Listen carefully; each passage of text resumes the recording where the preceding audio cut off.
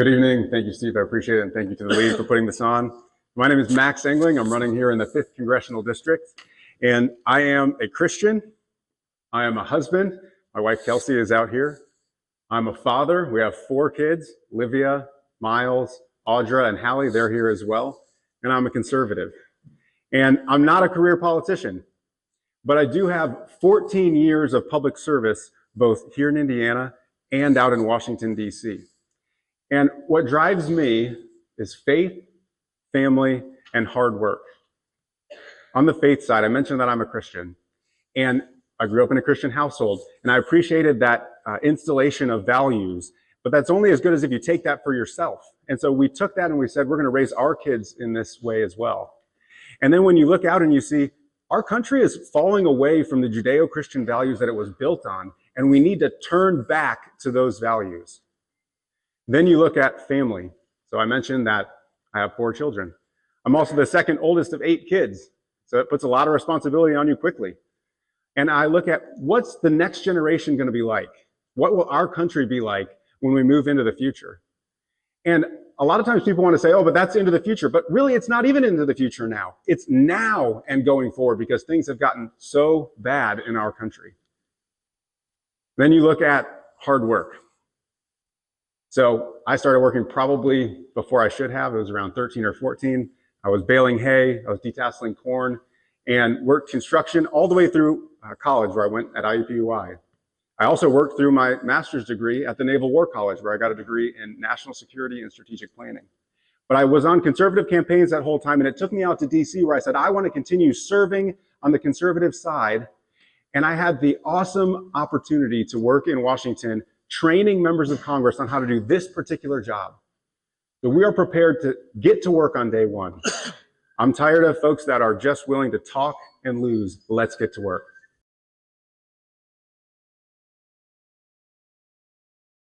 So we are representational, and that means that when you are redistricting, that comes out of who's in charge in the state. And it's a problem or an issue on both sides. If you look at Maryland or if you look next door at Illinois, there's some pretty funny maps over there. If you look at the corner of St. Louis that runs all the way up to Springfield, there's a line of district that captures just that piece. So I think both sides do something where they're protecting what they have, but that's because the state is a conservative or more liberal state, and I think that's just a form of representation.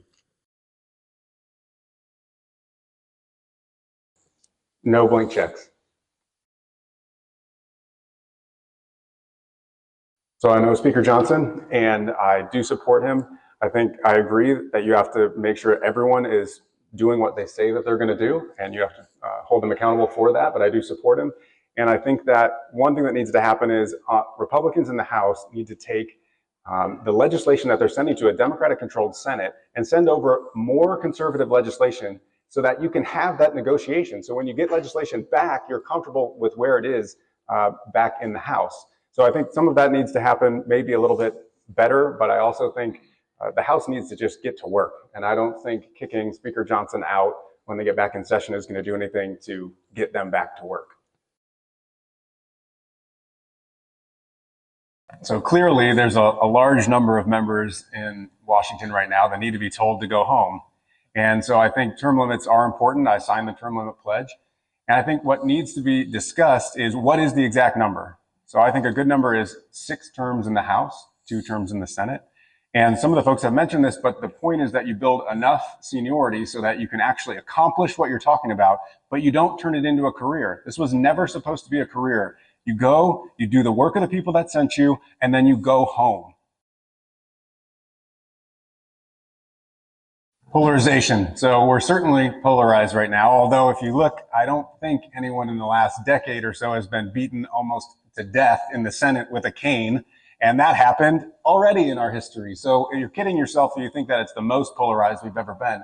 But I do think the important thing here is too many people are going to Washington to say, let me build my own brand. Let me just yell about this on TV and not let me go to get to the work of the people. I think more people need to say, let me take the conservative ideals that are sending me there back to the Constitution, how the founders wanted this country to be run, pull that back over and get to work.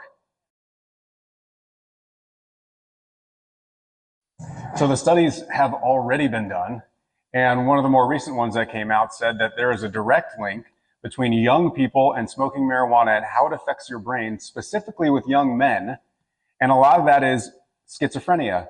And I think that I'm not willing to sacrifice my child's future for tax dollars now. So no, I'm not against legal, or I am not for legalizing marijuana, specifically as it relates to young people. I will always work to protect the Second Amendment. The Second Amendment is not for hunting or target practice. It's to protect yourself against a tyrannical government. That's why it's in the Constitution. If we don't have the Second Amendment, we don't have the First Amendment. And so we have to protect the Second.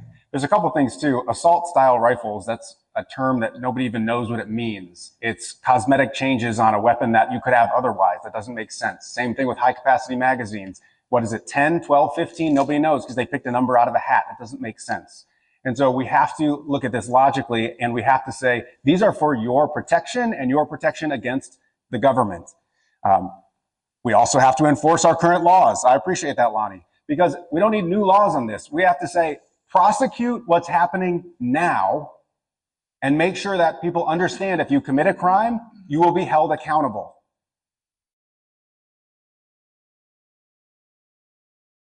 So 3 things. We need more competition with our medical providers and with insurance, specifically state to state. The second thing we need to do is make sure that we root out the waste, fraud, and abuse that we see so much of, and better guardrails in place to make sure that that's not happening. And then the third thing, and importantly, is transparency. So when I go into the doctor's office, I need to know, what am I going to pay for this service before I'm put on the hook for it? That'll help with surprise billing as well. So when you look at probably your favorite parts of the government, right? The DMV and the TSA, if you look at them, you say, I like spending time here. That's what's going to happen when you say, hey, government, I want you to be more in charge of what we're doing in the healthcare space. That's the wrong answer. The government needs to be less involved and have more free market and more competition when it comes to the healthcare side. So I've been to the border in Texas and to the border in Arizona, and the cartels in most cases are better at this than we are. In Texas, they line up 10,000 migrants on the other side and they say, you don't go until we tell you to go. And then when they cross, the Border Patrol agents have to collapse off the rest of the wall, and then they're apprehended. And what happens when they collapse off the wall? That's when the cartels send across what they actually want to have here. We need to do 3 things. 1, stop the incentives that are drawing folks up from Central and South America. They know when you get here that you're going to get travel into the country, you're going to get a stay somewhere across the country, and in a lot of cases, you're going to get a debit card to fund you while you're here. And then it's just a pinky swear that you'll show up to your court date in Milwaukee or wherever it is in a year. That's not going to happen. The second thing we need to do is finish building the wall. The Border Patrol agents need an impediment when folks are coming across to make sure they can do their job. And the last thing we need to do is fully resource our Border Patrol agents to make sure they can do their job. There's 8 million people that have come across the border in the last 3 years. That's 10 times the size of the 5th Congressional District.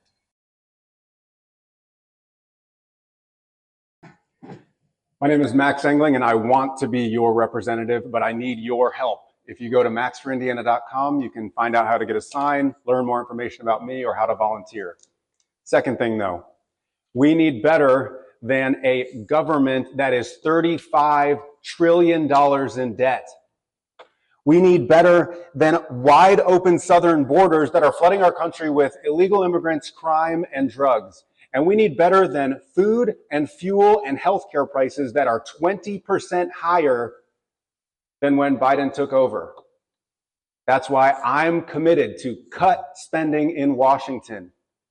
I'm committed to drive down the cost of living. I'm committed to secure the border. I'm committed to honor God, to listen well, and to take action on behalf of the 5th Congressional District. My name is Max Engling, and I ask for your vote on May 7th.